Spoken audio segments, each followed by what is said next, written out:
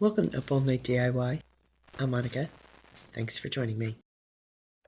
You're watching the 1313 Mockingbird Lane, a vintage Halloween playlist crawl, hosted by me, hi, Dawn of Shabby Meets Bling, and Annie of Crafting with Indiana Jones. You'll find links to our channels as well as to the playlist in the description box.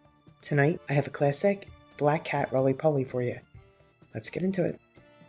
I have here a cup and saucer that I painted in a previous video. I'll link the video in the description box for you so you can see how I made it. I got both pieces at the Dollar Tree. I'll be using a 2.3 and a 2.8 foam ball. I got these at the Dollar Tree as well. Once the roly-poly is finished, it will sit inside this teacup, just like this. So we're going to want these balls to stack. See? We're also going to need a skewer for his sign that he's going to be holding, a wee pennant flag, and we're going to need some toothpicks. For today's project, I'm going to be using Daz clay instead of my usual Model Magic, just to change it up a wee bit, but of course you could use whatever clay you prefer. I'll grab a jar lid, and I'm going to use it to flatten a spot on the top and bottom of both of my foam balls. I'm just pressing down nice and hard to create those flat spots.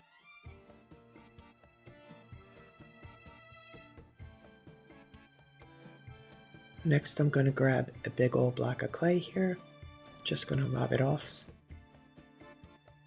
And I'm going to spend a minute or two kneading the clay to make sure that all the moisture is evenly distributed and that it's well conditioned.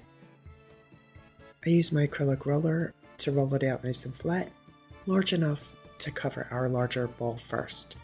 I'll lay the clay over top of the larger ball, press it down to ensure good contact. And now I'm going to cut away some of that extra clay, but we're going to be adding that on in pieces as we go, so keep it handy. And you know I like to roll the clay ball around on the table, again to make sure that it's making really good contact with the foam and it also smooths it out. I'm going to fill in all the bare spots with that clay that we just cut off, but I'm going to leave the bottom for last. The reason I'm doing this is because I tend to lose that flat spot easily, so we really need that to make sure that he'll stand up. You know what I'm saying? So I do that last. And every time I add a piece, I pretty much roll it on the table as I go. I'll spritz my clay with a little bit of water here. This is going to help me smooth it out. So I'm just going to use my fingers and smooth out any bumps and ridges. You know what I'm saying?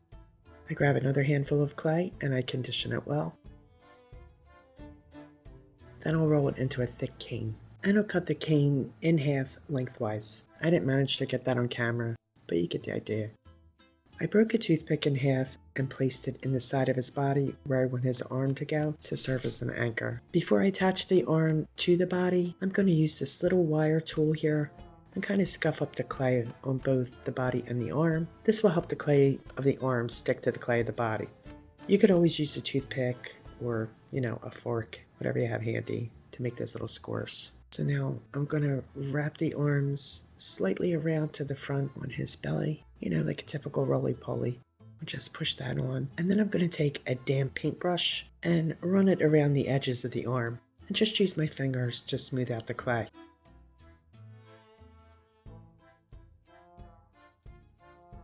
Now that his arms are in place, I'm going to push another toothpick right in the center of the top of his body. This will be used to anchor his head. So just like we did for his body, we're going to roll out some more clay and cover the ball in the exact same way. And just like before, I'm filling in those bare spots, leaving that flat spot to the very end. And of course, we're going to roll it around on the table to smooth it, same as before. I don't mind a few bumps because, I feel like it adds a little to the handmade look, but I do want it to be as smooth as possible for the most part. You feel me? To make our cat's snout, I'm going to roll a small ball of clay. By the way, his name is Sweets. Sweets the cat. The one side is a little more flat. This is the side that will be attached to his face. I'm going to grab that wire tool and add some square marks right where I'm going to place his snout. I press the balls onto the square mark and use my fingers to incorporate the clay and smooth it. I grab my paintbrush and dampen right around the seam. Then with my clay tool, I'm going to push the clay from the snout down onto the clay on the head. This will make the snout look more like it's one piece with the head. You know what I'm saying? You know, normally with Model Magic, we roll over the seam, but with this clay, I find it's easier to kind of just spread the clay down. So that's basically what I'm doing here. To smooth out any of the lines made with my tool, I'll run my damp brush over the area and use my finger to smooth it out and shape it.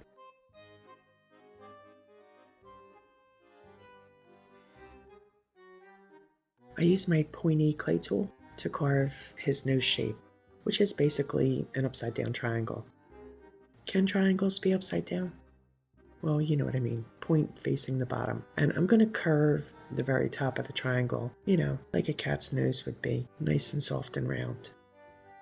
I also carve in his wee mouth. Starting at the point of the bottom of his nose, I'm going to carve an arch, first to the right, and then I'm going to repeat that to the left of the snout, creating the mouth. You know, how little cartoon mouths are. Sweets is very excited about all the Halloween candy, so I want him to have a surprised look. So I'm going to take my ball tool and push an indent just below his nose, just under those carved lines of his mouth to give him an open, oh, kind of mouth. You feel me? I'm going to go over those snout lines again, just to make them a little deeper, enhance them. I lost a little bit of them when I made the O-shaped mouth. Some of that clay is sticking up, so I dampen my fingers and smooth it out just a wee bit. I'm going to use that same ball tool to make little indents for his eyes. Now, I'm not pressing as deeply here, just very slightly. I broke another toothpick in half, and I'm going to place them where his ears will go. So we're going to do the right side first. I'm going to cover his head with a damp paper towel so that he stays moist while we make his ears. And to do that, I'm going to roll a small ball of clay and cut it in half.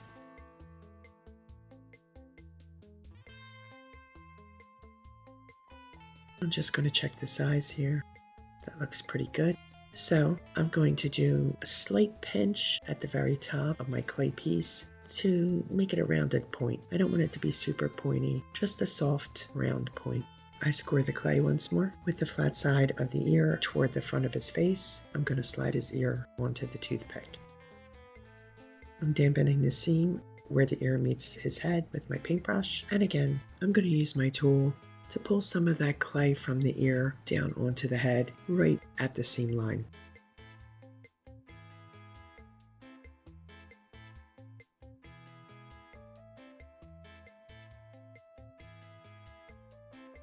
And of course I'm going to fuss with the shape a wee bit, use my fingers to smooth it out, and we'll repeat this with the other ear.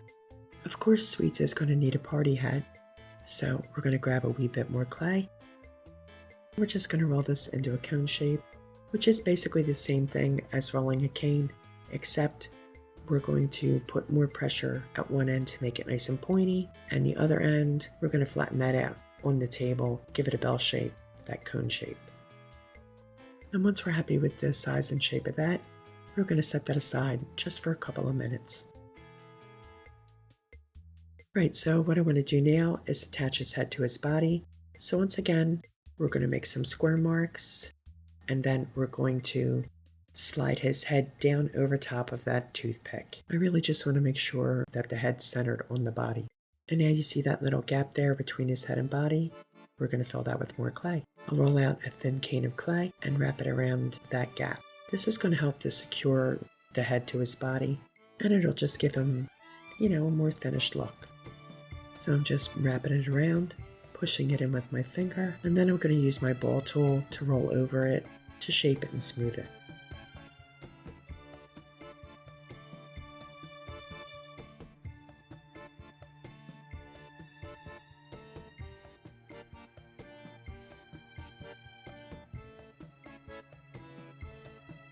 I'll push a toothpick into the center of his head, right between his ears, to anchor his hat. I'm gonna leave about half an inch of the toothpick sticking out, and then we'll slide his hat onto his head, right over top of that toothpick. A little touch of the damp brush and the pointy tool. We're just gonna melt the clay from the hat onto the head, just like we did with the ears and the arms, etc. I think that looks pretty good. I'm just gonna do a little bit more here, and then we're done. Now, we just need to do one more thing before we can set him aside to dry, and that's to poke a little hole in his right hand with our skewer. This is where we're gonna place his flag, so we wanna get that hole in there before it dries. I'm only going to push that hole about halfway through his hand. It doesn't really need to go the whole way through. And once that's done, I'm going to remove the skewer and I'll cover him loosely with a plastic bag. This will slow down the drying process and it should prevent cracking. Now, even though it's going to slow it down, this guy will be dry by the morning. So, as you can see, he's nice and dry. And the only cracking we have is just a tiny hairline crack where his head meets his neck, and it's only a small crack, so I'm not even going to fuss with that because that's going to get covered up later and it's plenty secure. Right, so he's ready for paint, and I'm going to start right here where his ears meet his hat and kind of outline right around that area. I'll be painting the fur parts of the cat with Ceramcoat Charcoal. And right along here, I'm going to use a really fine detail brush to get in there, just to do that initial outline. And now we're just going to paint in the rest of his head with the charcoal, and it's going to get 2 coats.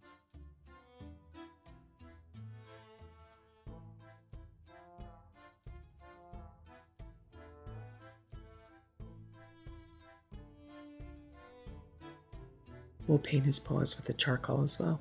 I'm going to say the bottom inch of his arms is the part that I painted charcoal as his paws. But you know, however you want to do it, you do that. Whatever suits you.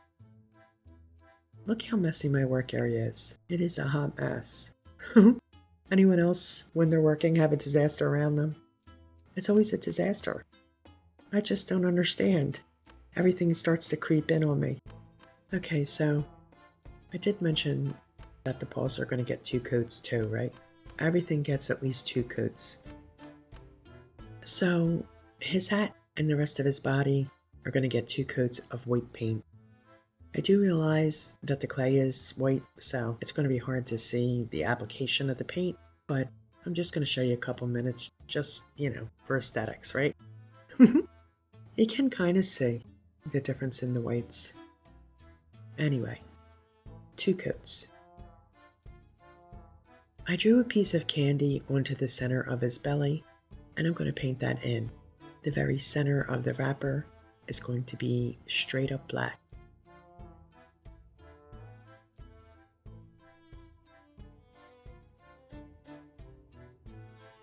The wee twisty cellophane ends of the candy wrapper will be painted with Americana spiced pumpkin, also 2 coats.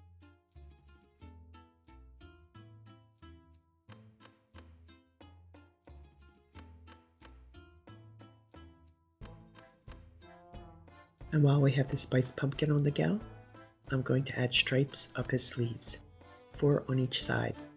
I'm just making the stripes the width of my paintbrush, and, I'm eyeballing it.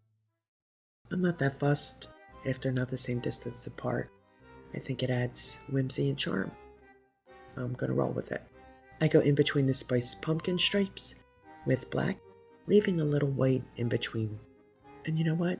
I'm going to add some quick little black and orange stripes around his neckline.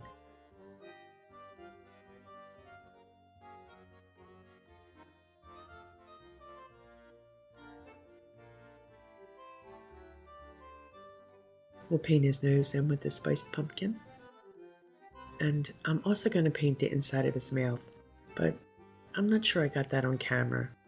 Sorry, guys.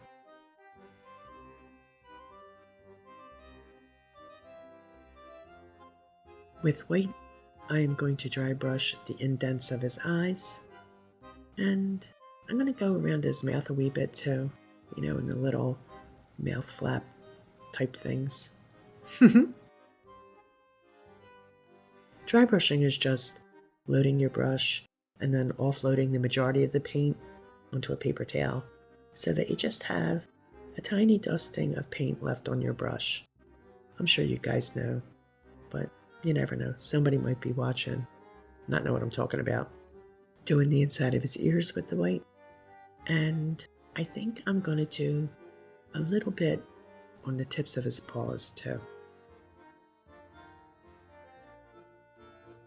Okay, now let's add some pumpkin spice dry brushing to his ears and his paws too.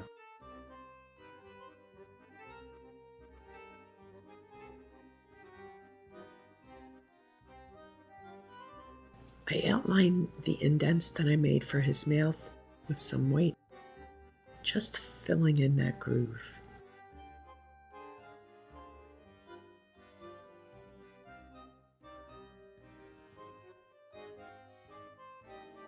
A couple of wee white hairs in his ears too, and we're going to give him tiny wee white eyebrows.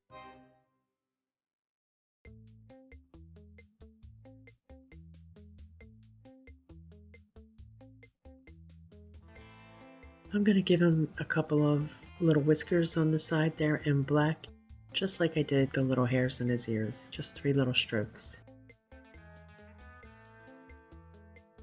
I decided to outline around his nose in black too, just clean that up a wee bit. I'm going to dot in his eyes with some black, using the same ball tool that I used to create the divots for his eyes. And I'm going to leave a little bit of that white dry brushing up at the top, so the black eyes are just toward the bottom. See what I mean? I blush his cheeks with some of that spiced pumpkin, just going around in a wee dry brushy swirl until I get the depth of color that I want.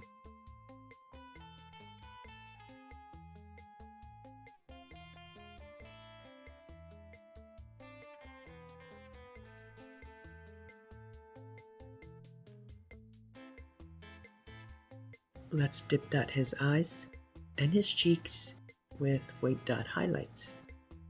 Brings a little lift, a little life. That hat of his, well, that's going to need some polka dots. So I'm using a pencil eraser and spiced pumpkin to add dots to his hat.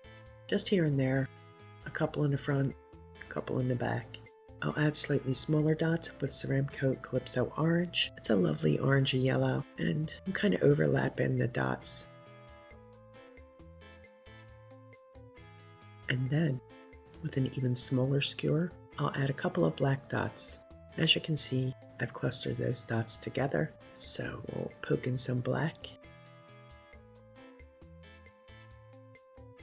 And then we're going to do some dots on his sweater.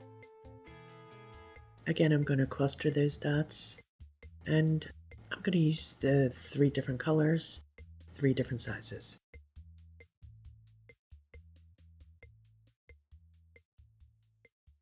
With my 000 detail brush, that's the smallest one I own, and some white, I'm going to paint the word candy right in the center of the candy on his shirt. I'm going to add a couple of white highlight strokes to the little sweetie there. Time to pull out the folk art floating medium and do a little shading. So let me show you. Right here is the clear gel, that's the floating medium, and I'm going to prep my brush with it, getting a healthy coat on the bristles. I side load by scooping up some black paint onto the very corner of my brush. I'll stroke my brush on my plate. This is going to blend the medium with the paint on the bristles, providing me with a gradient of color, darkest at the corner, fading as it moves toward the middle of the bristles.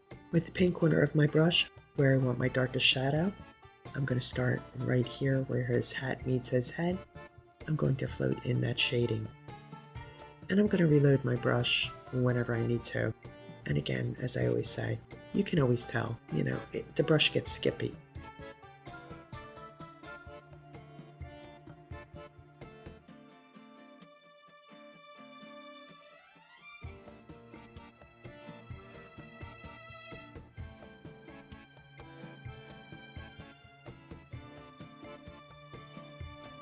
I'll do a little bit right here at the base of his ear. Right here, just under his eye and just above his cheek. And we're going to go around his snout.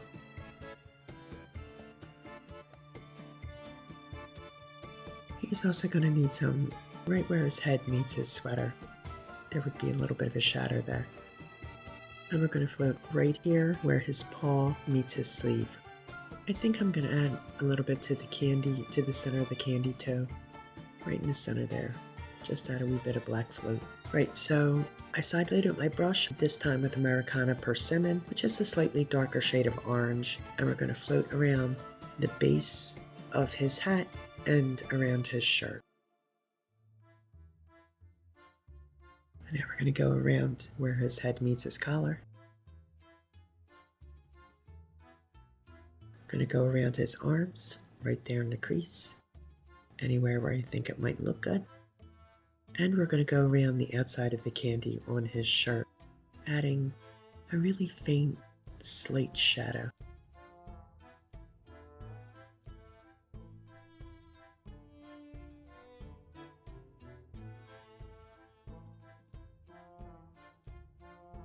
Now, as you may know, I like to do at least 2 colors when I shade. It's just one of my things. So I'm going to follow the same path that I just laid with the persimmon, but this time with Hippo Gray. Now, I'm just really enhancing that color. I don't want to completely cover the persimmon. I just want to add a little dimension there. And I want to say that this is what I like to do, but maybe that's not your thing. Maybe you just want to do one or the other. Or none at all. Maybe you just like it as is. There's no right or wrong. You do what you think looks best. And right around the candy again, really lightly.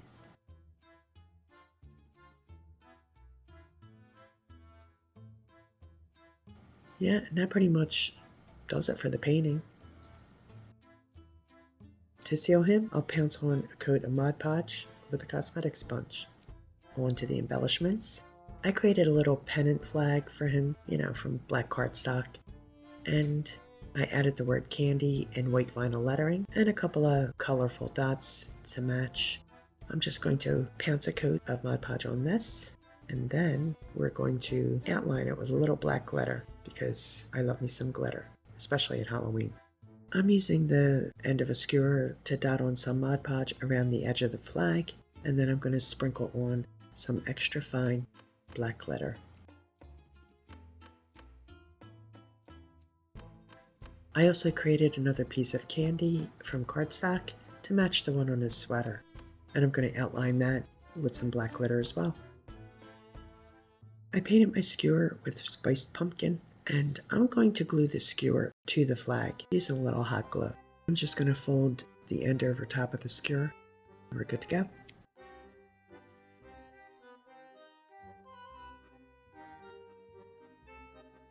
To trim out his hat and sleeves and the neck of his sweater, I twisted together an orange and a black metallic pipe cleaner, and we're just going to wrap those around and glue them into place. I'm going to use fabric glue to attach the pipe cleaners to the cat. This definitely works better than hot glue, because if you only use hot glue, it's really not for non-porous surfaces. It will eventually fall off. But I will use a dot of hot glue just for that quick grab. Right, so we're just going to wrap it right around there, and we'll cut off any excess. Now for his neckline, I'm just doing right at the very top where his head meets the top of his sweater, so you can still see the little lines we painted there. And then right here at the bottom of his cuff, where it meets his paw, we'll add little pieces there too. I'll glue the little piece of candy to the center of his hat, also using fabric glue. And I didn't have a black pom-pom, so I just coiled some of the pipe cleaner around itself and kind of made a pom-pom. And I'm going to glue that to the tip of his hat. I'll place the pendant in his hand, and then all we need to do is add sweets to our cup and saucer. Let's take a final look. Aw, there's sweets. You want some candy? I think he turned out really cute and whimsical. What do you think? He's the first black cat that I've done this Halloween, I think. I'm pretty sure. I like to decorate this little cup and saucer throughout the seasons, so I love the fact that he fits in there perfectly. I also really like the way he looks so excited over getting bags of Halloween treats. Who could blame them? Remember how exciting it was to go trick-or-treating? Well, I hope you liked today's project. I really had a lot of fun making them. My first black cat of the season. Please be sure to check out the playlist, as well as Dawn and Annie's channels. You'll find links in the description box for both. You'll also find a list of my supplies. Show everyone some love. Please like, share, comment, and subscribe, and all that good stuff. Stay creative, my friends. Thanks for hanging with me. See you next time. Up all night with Monica. 1313 Mockingbird Lane, a vintage Halloween playlist crawl continues. Stay tuned.